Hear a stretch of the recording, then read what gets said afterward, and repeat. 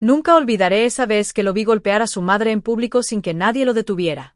Solo tenía 10 años, pero en su mirada ya habitaba algo oscuro, algo peligroso. Nadie le decía nada. Ni su madre, que lo miraba con una mezcla de miedo y vergüenza. Ni su padre, que fingía que no veía. Yo era solo la niñera. Una más. No era mi casa, no era mi hijo, pero sí era mi límite. Cada día, su violencia crecía, su desprecio se hacía más evidente. Hasta que una tarde, en medio de una elegante reunión familiar, explotó. Le gritó a su madre. La insultó. Y luego, comenzó a patearla, a golpearla frente a todos. Nadie se atrevía a moverse. Nadie, excepto yo. Lo tomé por los hombros, lo miré a los ojos y lo enfrenté. Y en ese instante, lo que sucedió cambió a esa familia para siempre. Algunos me juzgaron. Otros me aplaudieron. Pero ninguno volvió a ver al niño de la misma forma. Esta es la historia real de cómo una mujer común, una simple niñera, que enfrentó a un niño que nadie más se atrevía a corregir, y le mostró, por primera vez, lo que significaba tener un límite.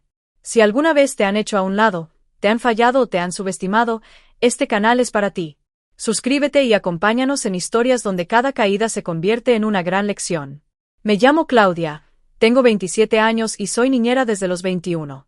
No tengo hijos propios, pero si algo me enseñó la vida es que cuidar a un niño no es solo alimentarlo o llevarlo al parque, es entenderlos, observarlos, y, cuando nadie más lo hace, protegerlos. Esta es la historia de una familia que me contrató para cuidar a sus hijos, y cómo terminé enfrentando a un niño de 10 años en plena reunión social, frente a sus padres, sus amigos y decenas de testigos. Todo empezó con una entrevista.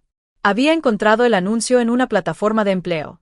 Buscamos niñera responsable para 2 niños varones, zona residencial, horario completo, buen sueldo. Me citaron en una casa hermosa, rodeada de jardines con geranios y bugambilias. Al llegar, me recibió Verónica, una mujer elegante, amable, de sonrisa amplia pero ojos cansados. Me ofreció agua mineral con rodajas de pepino y me explicó lo básico. Tenía 2 hijos, Emiliano, de 10 años, e Iván, de 7.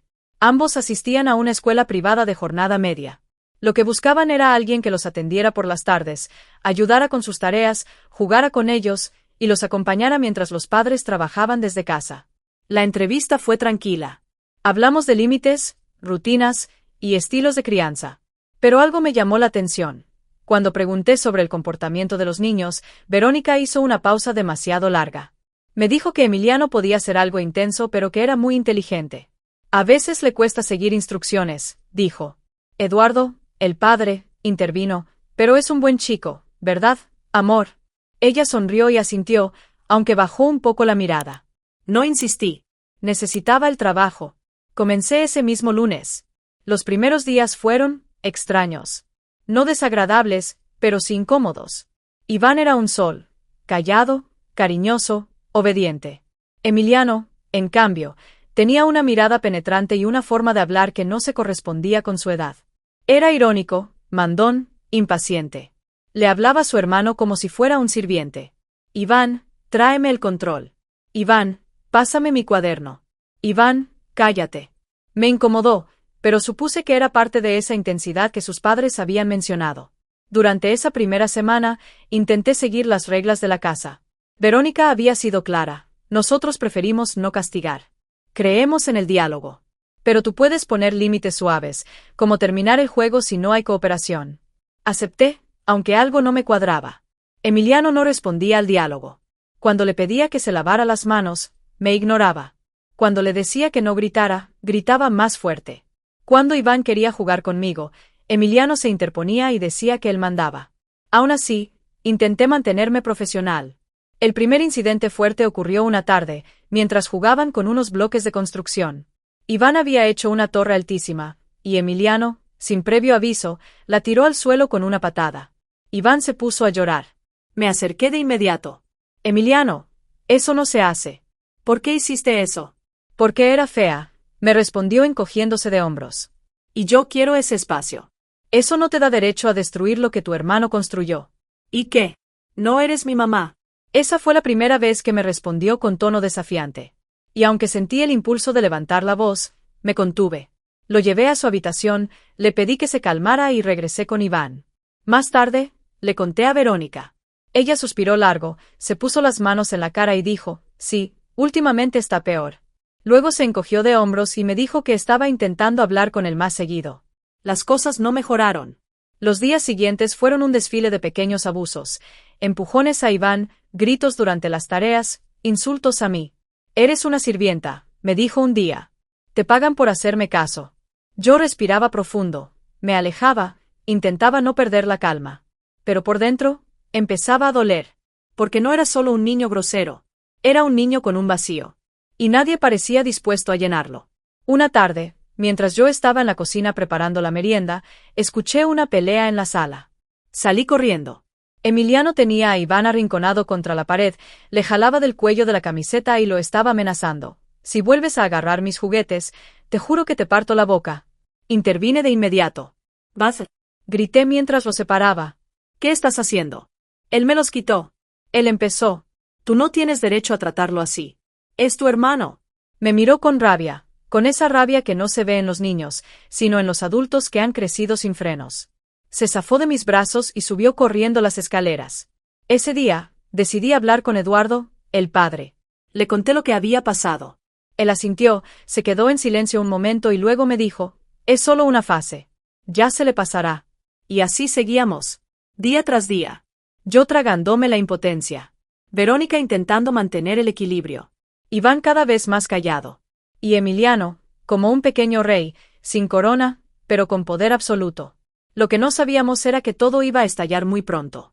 Y cuando estallara, yo tendría que decidir si seguir siendo la niñera que se limita a observar, o la mujer que, con todas sus cicatrices, se atrevía a ponerle un alto a un niño antes de que se volviera irremediablemente cruel. A partir de la tercera semana, algo cambió. Emiliano ya no me ignoraba, ahora me desafiaba activamente. Se burlaba de mí delante de su hermano. Cuestionaba cada instrucción. Y lo más perturbador, comenzaba a disfrutar del poder que sentía tener. Una tarde, estábamos en el jardín. Yo organizaba una especie de rally con obstáculos improvisados para que los niños se divirtieran y quemaran energía. Iván estaba emocionado. Emiliano, en cambio, solo participó para sabotearlo. Tiró los conos, desarmó el recorrido y le gritó a su hermano que era un inútil cuando no pudo saltar una cuerda. Emiliano, no le hables así a Iván. Le dije con firmeza. Él se giró y me miró con esa sonrisa torcida que empezaba a reconocer como un síntoma. ¿Y qué vas a hacer? ¿Llamar a mis papis? No, Emiliano. Pero te voy a pedir que entres a la casa. El juego se terminó para ti. No. No me da la gana. Y tú no mandas. Durante unos segundos lo sostuve con la mirada. Estaba probándome. Quería ver hasta dónde llegaba mi autoridad.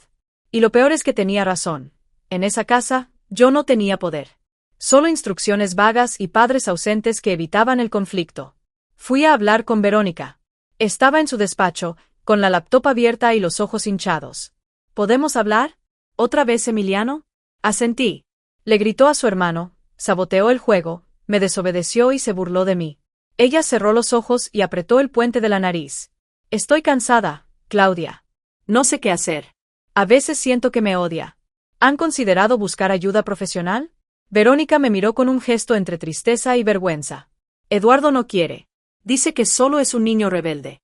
Que no necesita psicólogos, sino firmeza. Pero él no impone nada. Y yo ya no puedo. Salí de ahí con un nudo en la garganta. La madre lo admitía. Estaba rebasada. Y el padre, ausente emocionalmente, se escondía detrás de una fachada de autoridad que nunca ejercía. Esa noche, mientras cenaban todos juntos en el comedor, escuché la discusión. No estaba espiando, pero la puerta de la cocina estaba entreabierta. Tienes que hacer algo, Eduardo, decía Verónica. Nos está controlando. Tiene 10 años. ¿Y qué quieres que haga? ¿Golpearlo? ¿Castigarlo por cada tontería? Es un niño, Verónica.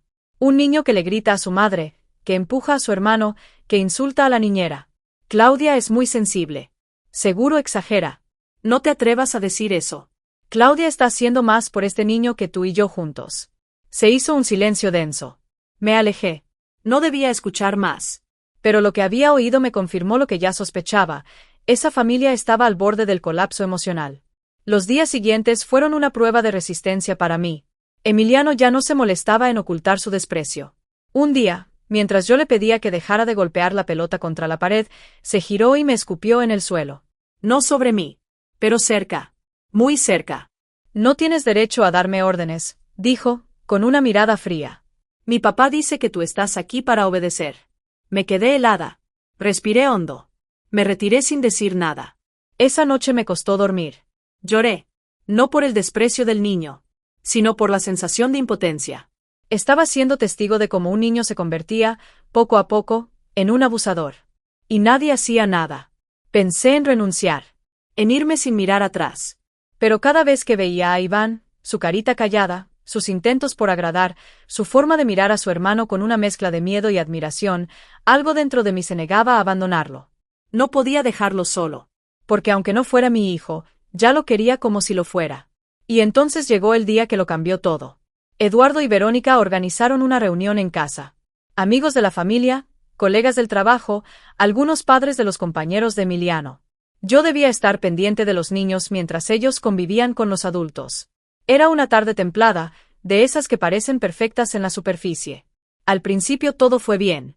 Emiliano jugaba con otros niños en el jardín, aunque con un liderazgo evidente y autoritario. Iván intentaba seguirle el ritmo. Yo observaba desde la sombra de una pérgola, interviniendo suavemente cuando algo se descontrolaba. Hasta que ocurrió. Durante un juego de escondidas, Emiliano empujó a uno de los invitados, un niño más pequeño, haciéndolo caer sobre una jardinera.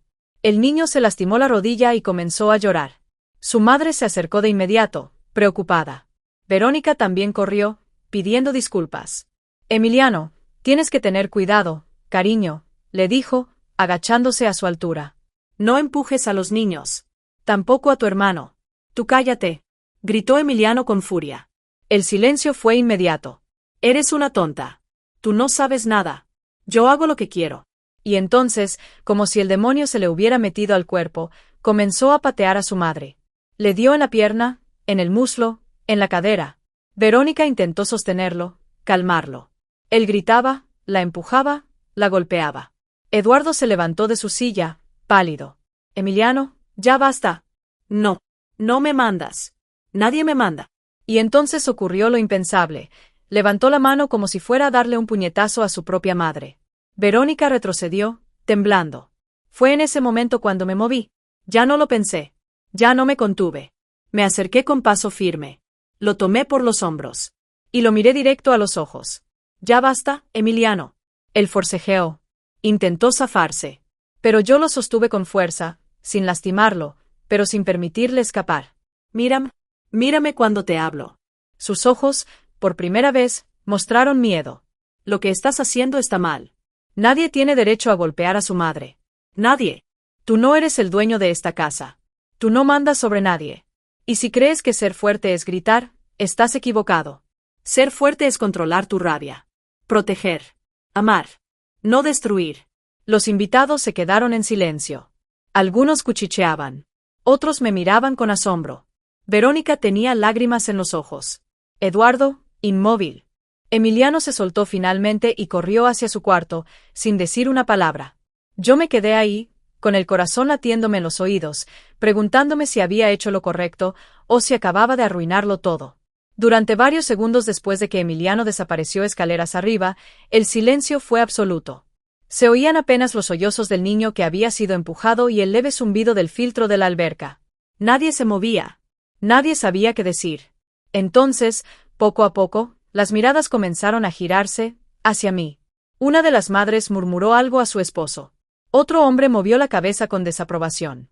Una señora mayor, con un vestido beige y una copa de vino en la mano, chasqueó la lengua. ¡Qué escándalo!, susurró, sin molestarse en disimular. Yo seguía de pie en medio del jardín. Mis manos temblaban, aunque mi rostro seguía firme.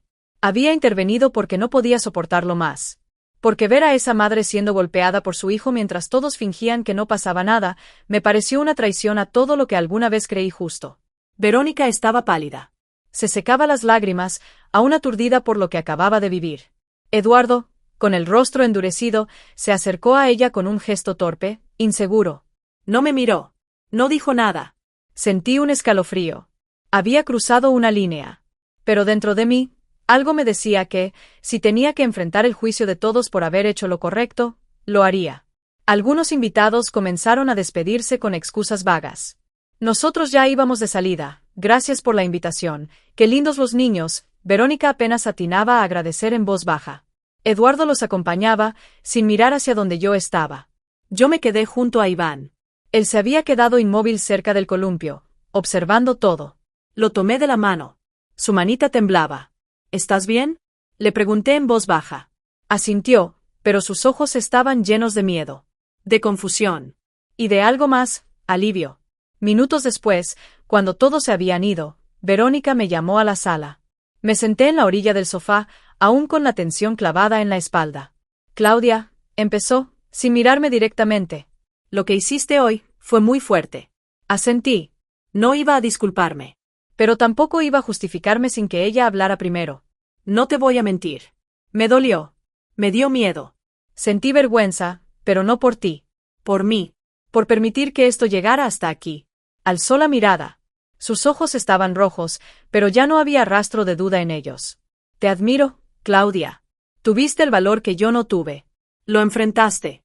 Hiciste lo que yo debía haber hecho hace años. Me quedé en silencio. Mi garganta se cerró. Eduardo está molesto. Dice que fue una humillación. Que deberías irte. Pero, no estoy de acuerdo. Hoy lo entendí. Ya no se trata de defender nuestro orgullo. Se trata de salvar a Emiliano. De salvarnos como familia. Ella se levantó, caminó hasta una repisa y sacó un portarretratos con una foto vieja, Verónica, Eduardo y los niños, aún pequeños. Todos sonreían. La inocencia en los rostros me conmovió. Emiliano no siempre fue así. Era tierno, curioso, pero cuando empezó a notar que podía manipularnos, que no poníamos límites por miedo a traumarlo, empezó a perderse. Y nosotros, lo dejamos ir. Volvió a sentarse, más cerca de mí. ¿Nos ayudarías a recuperarlo? No supe qué decir. Tenía un nudo en la garganta y una avalancha de emociones encima. Pero en el fondo, mi respuesta ya estaba decidida. Sí. Si ustedes están dispuestos a cambiar también, yo me quedo. En ese momento, Iván entró tímidamente en la sala. Se acercó a mí, trepó al sofá y me abrazó por la cintura. Verónica no dijo nada. Solo lo miró, y lloró en silencio. Al día siguiente, todo fue distinto. Eduardo no bajó a desayunar. Verónica preparó los platos con calma, sin su habitual prisa. Emiliano no salió de su cuarto hasta el mediodía. Cuando lo hizo, venía cabizbajo, más lento. No me habló. No saludó. Se sentó en el sillón con su tablet en las manos, sin mirarnos. Pasaron 2 días así. De silencio tenso. De pequeños avances. Verónica comenzó a intervenir cada vez que Emiliano hablaba mal a Iván. No le gritaba, pero sí lo corregía con firmeza. Eduardo, aunque distante, finalmente accedió a asistir a una sesión con una psicóloga familiar que yo misma recomendé. El tercer día, ocurrió algo inesperado. Estaba en el jardín con Iván, regando unas plantas, cuando Emiliano se acercó. Traía una hoja doblada en 4 y los ojos bajos. «Esto es para ti», dijo, sin levantar la vista. Tomé el papel. Lo abrí con cuidado. Era un dibujo. Una casa, 2 niños, una mujer de cabello castaño, yo, con una sonrisa. Abajo, en letras grandes y torcidas, decía, «Gracias por no dejarme ser un monstruo». No pude contener las lágrimas. ¿Lo hiciste tú? Asintió. «¿Puedo abrazarte?» Se encogió de hombros. No dijo que sí, pero se acercó. Lo rodé con los brazos y sentí cómo, muy despacito, se aflojaba contra mí. Fue un abrazo tímido, corto, pero fue real. Y en ese momento supe que lo peor había pasado. Había mucho por hacer. Mucho que sanar. Pero el muro había comenzado a resquebrajarse. Y todo comenzó cuando alguien se atrevió a decir basta. El cambio no ocurrió de un día para otro. Emiliano no se convirtió en un ángel, ni Eduardo en el padre del año. Pero algo dentro de esa casa, algo profundo, había comenzado a sanar. Y yo, que llegué ahí buscando un trabajo como cualquier otro, terminé siendo parte de una transformación que no imaginé vivir jamás. Las sesiones con la terapeuta familiar comenzaron a dar frutos. Al principio, Emiliano apenas hablaba. Se mostraba cerrado, a la defensiva. Pero poco a poco empezó a contar cosas que nadie esperaba, que sentía que nadie lo escuchaba, que se sentía confundido, que creía que gritar era la única forma de ser visto. Confesó que a veces golpeaba porque no sabía cómo expresar su enojo, que se sentía frustrado todo el tiempo. Fue duro de escuchar. Verónica lloró durante una de esas sesiones. Eduardo se quedó mudo durante otra. Pero el hecho de que estuvieran allí, dispuestos a mirar sus propios errores, ya era un paso gigante. Por mi parte, seguí trabajando con los niños, pero ya desde otro lugar. No solo era la niñera. Me volvieron parte del proceso. Verónica me pidió que la acompañara a las reuniones con la terapeuta, que la ayudara a implementar nuevas dinámicas en casa. Eduardo, aunque aún algo rígido, empezó a valorar lo que yo hacía. Un día, incluso me pidió disculpas. Me dijo que estaba equivocado, que pensó que yo había cruzado un límite, cuando en realidad había sido la única en tener el coraje de enfrentarlo. Emiliano comenzó a pedir permiso antes de hablar, a pedir disculpas cuando se equivocaba. Lo más conmovedor fue la relación con Iván. Comenzó a invitarlo a jugar, a compartir sus cosas, a tratarlo como un hermano, no como un blanco de su frustración. Una tarde, mientras los niños jugaban tranquilos con unas piezas de Lego, Iván se le acercó y le entregó una figura que acababa de construir. «Es un robot protector», le dijo. «Te lo doy a ti, porque ya no me pegas». Emiliano lo miró, sorprendido. No dijo nada. Pero lo abrazó. Y en ese gesto simple, silencioso, supe que algo irremediable había cambiado para siempre. Yo también crecí mucho en ese proceso. Aprendí a hablar desde la empatía, pero sin permitir abusos. A decir lo que pienso, aunque duela. A confiar en que incluso los corazones más duros pueden ablandarse si se encuentran con una verdad dicha con amor. Mi contrato terminó 2 meses después de aquella reunión. La familia ya no necesitaba una niñera a tiempo completo. Habían reconstruido sus horarios, reorganizado sus prioridades. Pero no se despidieron de mí como a una empleada. Me abrazaron como a alguien de la familia. Verónica me regaló una carta escrita a mano que aún conservo. En ella decía: «Gracias por haber enfrentado al monstruo que nosotros fingimos no ver. Por salvar a nuestros hijos. Y por recordarnos que a veces, el amor también necesita límites». Eduardo me dio la mano. Me miró con seriedad y me dijo: «Lo que hiciste por nosotros, no se paga con dinero». Y Emiliano, él me dio un dibujo. Era él, Iván, sus padres, y yo. Al pie, escribió con su letra mejorada: «Gracias por corregirme a tiempo. Gracias por no rendirte conmigo». Salí de esa casa una tarde de primavera, con el alma llena, con lágrimas contenidas y el corazón tranquilo. No porque todo se hubiera resuelto como en una película, sino porque había visto con mis propios ojos lo que sucede cuando alguien, cualquiera, se atreve a poner un límite por amor. A veces creemos que no tenemos derecho, que no nos corresponde, que no son nuestros hijos, no es nuestra familia, no es nuestro problema. Pero si el silencio permite que un niño se convierta en tirano, entonces ese silencio también es parte del problema. Hoy trabajo con otras familias. Sigo siendo niñera, pero también asesora. Acompaño a padres que quieren hacerlo mejor, pero no saben cómo. Y cada vez que enfrento una situación difícil, pienso en Emiliano, en su mirada la primera vez que le dije basta. Y en la última, cuando me abrazó al despedirse. Porque esa es la lección más grande que me dejó esa historia. Un límite a tiempo no es un castigo, es un regalo. Es una oportunidad de redirigir a alguien hacia el bien antes de que sea demasiado tarde. Y si esa historia te conmovió, si alguna vez has tenido que enfrentarte al caos emocional de una familia o a la rebeldía de un niño, si has sentido que te callas por miedo a meterte donde no te llaman, quiero decirte esto. Tu voz puede ser la diferencia entre una infancia rota y una oportunidad de sanar. No dejes pasar la oportunidad de ser quien actúa cuando nadie más lo hace. Gracias por acompañarme hasta el final de esta historia. Si te ha tocado el corazón, si sientes que hay en ella algo valioso, te invito a que te suscribas, nos regales un me gusta y actives la campanita de notificaciones para que no te pierdas nuestras próximas historias.